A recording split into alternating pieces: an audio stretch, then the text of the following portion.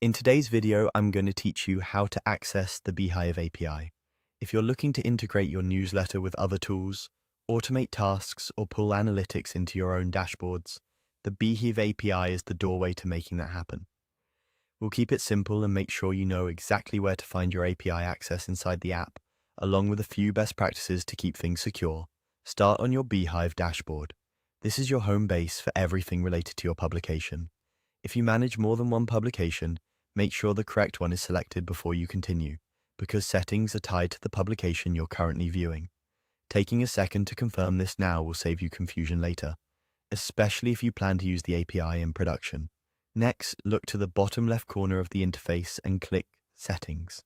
This opens the Publication Level Settings panel, which is where Beehiiv keeps all the controls that affect how your publication behaves. If you don't see settings or certain options are grayed out, it could be due to your role or plan. In that case, check that you have the right permissions or access level for your organization. Inside Settings, find and click API Settings.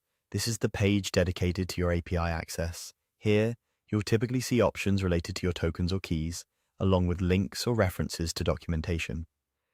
Think of this page as the control center for how outside tools talk to your Beehiiv data. Treat anything labeled as an API token or key like a password. Do not share it, don't post screenshots that reveal it, and avoid pasting it into public channels. If you need to store it, use a secure place such as an environment variable or a secret manager. If you ever suspect it's been exposed, use the controls on this page to rotate or revoke it, then update any connected services accordingly. If API settings isn't visible or you don't see what you expect, your workspace might require a higher plan tier or an admin role to enable API access. It's also worth checking Beehiiv's help resources for any plan-specific notes or recent changes, as platforms occasionally update where these options live. Once you're on the API settings page, you've successfully accessed the area you need. From here, you can follow Beehiiv's documentation to connect your system safely.